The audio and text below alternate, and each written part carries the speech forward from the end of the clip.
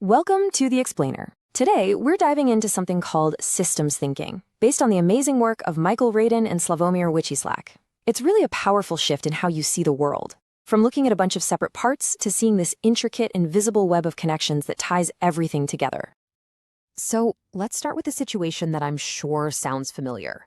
You come up with this brilliant solution to a problem at work, you put it in place, and you just watch in horror as it somehow creates two new, even bigger problems. Why on earth does that happen all the time? Well, the answer usually isn't in the individual pieces of the puzzle.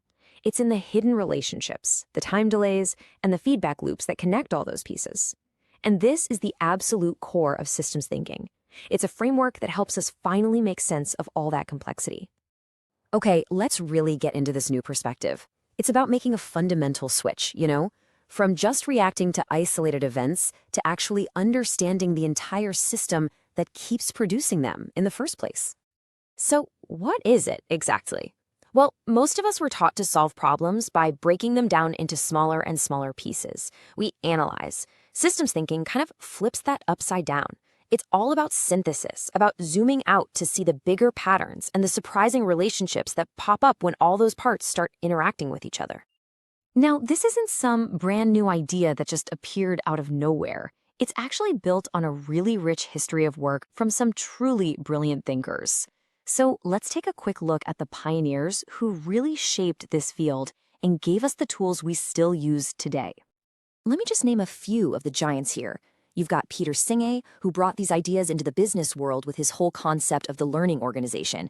Then there's Donella Meadows, who gave us this crucial idea of leverage points, the few small places you can push on a system to get a huge result. And of course, thinkers like Russell Ackoff and Peter Checkland gave us the basic language and the models we need to map out and really wrap our heads around all this complexity. And what all these thinkers figured out is that pretty much all systems, whether it's a business, an ecosystem, whatever, they all follow some basic rules. One of the biggest ones is nonlinearity. You know the phrase, the straw that breaks the camel's back? That's it.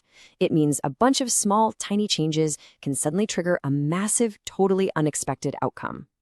Understanding these rules is the key to working with a system instead of constantly fighting against it.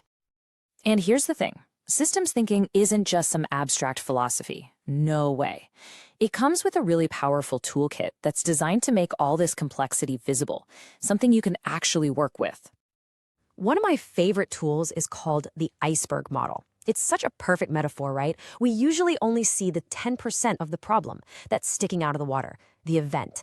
But the real action, the real opportunity for change is in the 90% that's hidden below the surface. This model shows us exactly how to look deeper. We start at the top with the event. What just happened? Then we zoom out a bit and look for patterns. Hey, has this happened before? What are the trends over time? And then we get to the most important level, the underlying structures. These are the rules, the policies, the ways of thinking that are causing those patterns to happen over and over and over again. And the iceberg model is really just the beginning. The full toolkit has all sorts of things, like causal loop diagrams to map out feedback, and stock and flow models to see how things like inventory or even trust build up or drain away over time. Each one gives you a different lens to see the invisible connections that are really running the show. So, how does this all connect to leadership? Well, thinking this way leads to a completely new model for strategy, because leading a complex system is a totally different ballgame than just managing a simple machine.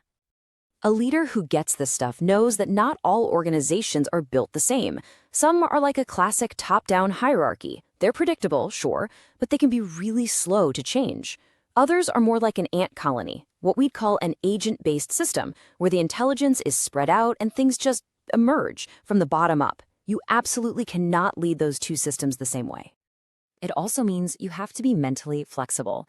You need to know when it's time for convergent thinking, when you need to narrow down to find the one right answer to a really clear problem. And you also need to know when it's time for divergent thinking, to open things up and explore tons of possible solutions for a messy, not so clear problem. A great leader knows which mode to be in and when. In fact, the source points out that leadership isn't just one job. It's about fluently shifting between 4 different roles. You have to be a teacher, helping people see the whole system, a connector, building those key relationships, an organizer, managing the resources, and a facilitator, creating the right environment for everyone else to do their best work. Any leader who gets stuck in just one of those roles, like they're only an organizer, is going to run into trouble when the system really needs a teacher or a connector. All right, so after this quick tour through the world of systems thinking, what's the number one thing to take away from all this? What's the big idea? It's really this.